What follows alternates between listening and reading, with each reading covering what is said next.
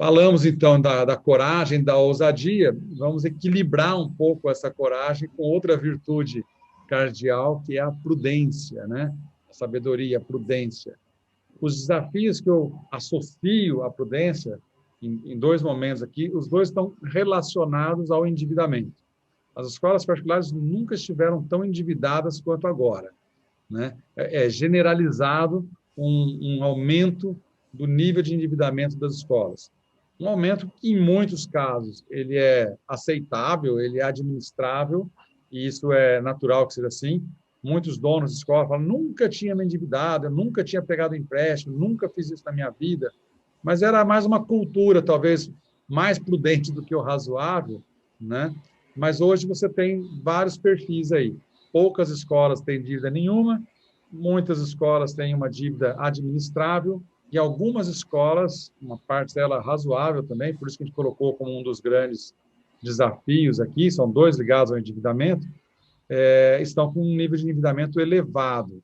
E aí eu quero chamar a atenção para dois pontos da gestão de uma dívida que a escola tem. O primeiro, que vai ter a ligação com a prudência, os dois têm, tem a ver com os juros, né? Olha lá no cantinho inferior direito a palavra, juros. Juro elevado consome todo o resultado operacional da escola. Se você tiver endividado com juros, aqueles juros extorsivos de cartão de crédito, extorsivos de limite de cheque especial, né? Bastante elevados, daquelas dívidas do tipo capital de giro, a dívida bancária, o banco fez um empréstimo, parcelou em 30 vezes, em 20 vezes. Esse tipo de empréstimo de juro elevado, ele consome muito recurso, né? E precisa ser combatido esse valor pago pelo juro, tentar trocar por fontes de financiamento de juros mais baixos, ou por uma oferta de garantia, ou por capital próprio, encontrar um outro caminho, mas buscar reduzir esse gasto. Uma forma boa de avaliar isso é mês a mês você contabilizar ali quanto você está gastando de juros, quanto está caindo de uma despesa financeira. É uma despesa que é totalmente vinculada ao fato de você pegar um dinheiro que não é seu e remunerar isso para o credor. Essa receita financeira, quando o nível de endividamento é mais elevado, também num juro mais alto, ela corrói todo o resultado operacional e complica muito a situação da escola. Então, uma questão é o juro, o fluxo decorrente disso. A outra questão, que eu vou falar no próximo slide aqui, tem a ver também com o endividamento, às vezes, até na expectativa de reduzir os juros, querer quitar logo todas as dívidas. Eu vendi um negócio aqui, um carro, aí já vou pagar toda aquela dívida com o fulano, vou ficar só com o capital de giro, né? Cuidado com isso. Muitas vezes, ao tentar reduzir juros ou reduzir o endividamento, você consome o seu capital de giro. Então, você não administrou bem, você pegou tudo que você poderia fazer e tentou acabar com boa parte de dívidas, mas você antecipou muito o pagamento e ficou sem liquidez, né? Estou tentando, acho que uma forma boa de entender um pouco essa questão de gestão de capital de giro, juros, eu costumo falar da caixa d'água, né? Uma caixa d'água, ela tem um volume de água lá dentro, é o nível da água, tá? Ela está fechadinha por enquanto. Não vamos falar nem do que está entrando na caixa d'água, nem do que está saindo. Aquele nível que está ali é o capital necessário para você conduzir. É a água suficiente para a rotina da sua residência. Esse volume de água é o seu capital de giro, volume adequado de água. Se você fica sem capital de giro, falta água na torneira, você tem muito mais complicações do que vantagens. Então, tem que ter um certo nível de dinheiro disponível dentro da instituição para que ela opere normalmente. Agora, você pode colocar dinheiro dentro dessa caixa d'água, colocar água dentro dessa caixa d'água, vindo da rede normal de água, das receitas operacionais, do serviço que você vende. Esse é o abastecimento desejável, a expectativa é que entre por ali mesmo, tá? Se não está entrando o suficiente, eventualmente você vai precisar de um dinheiro a mais, de uma água a mais, que pode vir por contraição de dívida, ou por sócios colocando recurso, aumento de capital, mas é um balde d'água por fora, um caminhão-pipa chegando ali para complementar e aumentar esse nível.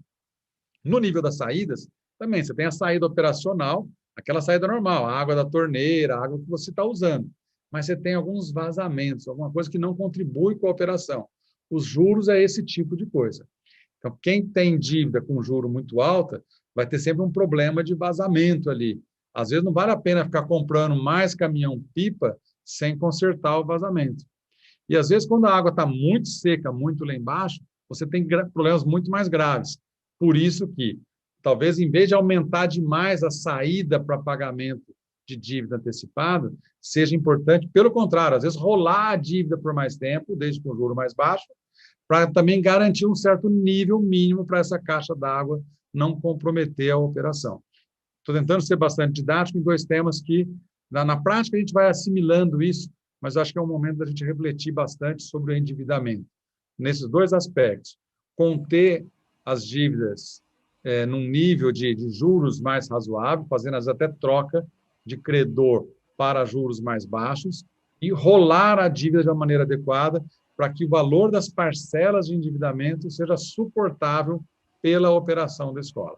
Aí a gente trabalhou com sabedoria na gestão da dívida. Se o Bar quiser complementar alguma coisa, senão pode... Eu quero, sim, que nesse momento, dois vetores precisam ser analisados aí, e traduzindo não, mas colocando em termos financeiros o que você falou, né?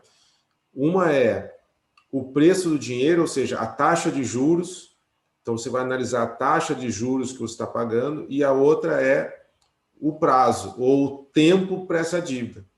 Então, às vezes, dependendo como for, talvez até a taxa não seja tão vantajosa trocar o financiamento, mas se você alonga a sua dívida, você diminui sua parcela e você ganha fôlego para que as receitas voltem normalmente depois de um tempo, que essa é a expectativa nossa, talvez esta seja uma estratégia também possível, né? Então, essas duas, você vai analisar taxa e vai analisar prazo, que impactam diretamente no valor da parcela, ou seja, o quanto que está escorrendo de água agora. Exatamente. Muito bem. Então, com coragem e prudência, a gente já resolveu alguns dos desafios. No próximo passo, pode passar, Bar? A temperança, essa busca de um equilíbrio, né? A gente tem que ter essa busca, especialmente na política de concessão de descontos. O desafio dos descontos é muito grande neste ano, porque o ano passado a gente foi levado a oferecer mais descontos, algumas vezes para tentar manter o cliente, algumas até por uma certa imposição de órgãos públicos, né? De leis, em alguns lugares do país foi até fixado, né? Um aumento maior dos descontos, mas muitas vezes por questões negociais mesmo, para tentar manter um nível razoável ali de atividade.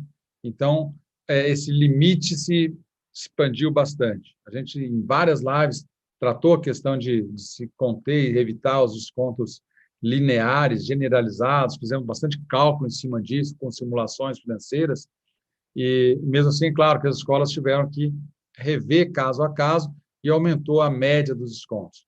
Acontece que o desconto ele consome o preço diretamente, ele atua diretamente na receita bruta, né, em cima daquela margem total. Então, você imagina que muitas vezes a escola ela está com uma sobra ali da ordem de 10%, por exemplo. Tá? Como receita total, 10% só que está sobrando de resultado operacional. Se eu aumentar o meu nível de desconto em 10%, eu acabei com toda a margem que eu tinha. Então, eu recebia lá 200 mil por mês, né, e sobrava 20 mil por mês. Se eu, dos meus 200 que eu recebia, eu dei mais 10% para o pessoal, agora eu recebo 180. Tudo que eu tinha de sobra foi embora. Não foi 10% embora, foi tudo. Porque pouca coisa eu vou conseguir reduzir aqui nas minhas despesas. Então, muitas vezes, aquela coisa de dar um desconto, dei 10, passei para 20, era 20, passou para 30, né? Nesse caso aqui, eu estou precisando de mais aluno, então eu dei bolsa de 50%, eu estou trazendo o pessoal gratuitamente para ver se eu elevo o meu resultado de Enem, então, nesse sentido, eu estou fazendo um exame. Muita gente está assumindo vários compromissos que não vêm com a receita junto. Então, muito cuidado ao manter um certo equilíbrio de razoabilidade, né? E aí a frase tem a ver ali, a sinceridade e a generosidade, né? Se não forem temperadas com moderação, conduzem infalivelmente à ruína. Essa frase do Tácito vai muito nessa linha, porque muitas vezes a escola, nesse momento difícil, ouve dos pais as histórias mais tristes, e é complicadíssimo mesmo ouvir isso e não ficar sensibilizado, mas às vezes passa um pouco da conta e acaba virando um reduto de grandes descontos de alguns aproveitadores e de uma inviabilidade do negócio operacional. Aí já complica mais ainda, quer dizer, se a caixa d'água não entra o suficiente para pagar a própria operação, essa caixa d'água realmente vai estar sempre com um nível caindo, sistematicamente caindo, sempre dependendo de um recurso externo para inteirar aquilo, e isso não é nem um pouco saudável. É diferente você ter um recurso externo para uma situação circunstancial, para uma questão que realmente foi mal dimensionada, que não está adequado, que não está se equilibrando. Então, ao olhar esse organismo vivo da escola, esse ciclo de geração de valor inteirinho, a gente começa a querer medir em vários pontos a nossa atividade, as nossas métricas, e, a partir dessas medidas, tentar encontrar as melhores decisões de gestão, seja no marketing, seja na parte financeira, seja na gestão de uma dívida, da política de descontos, e do nosso próximo slide, que também envolve ali uma das virtudes cardeais, que é a justiça, e que provavelmente alguns já anteciparam aí qual seria o desafio, pode passar, Ber? Que é o da inadimplência, né?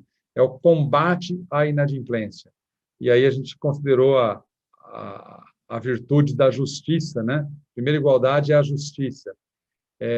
Combater a inadimplência vai ser um exercício sistemático dessa virtude para os gestores de escola, né? Às vezes você tem situações de famílias que estão com a gente há algum tempo, são bons pagadores, são famílias parceiras, está desempregado, perdeu um ente querido, ficou doente, tem todo aquele contexto que levou à inadimplência. E a escola, então, assumiu de rematricular mesmo assim, converter aquele crédito em trocentas parcelas, alongou a dívida da família, foi generosa, né? O problema é que, se ela vai assimilando muito o contingente de inadimplentes, abrindo muito, esgarçando essa política de inadimplência, ela começa a ter uma cultura de que eu vou pagar primeiro o carro, vou pagar primeiro o aluguel, vou pagar primeiro o condomínio, e a escola dá sempre para conversar. Quando a escola dá sempre, sempre é uma palavra muito forte, para conversar, certamente ela vai ter uma explosão, né, exponencial desse nível de inadimplência, e a hora que essa curva sobe muito, a escola tem um grande problema, porque assim como o desconto, a inadimplência bate direto na receita bruta, né?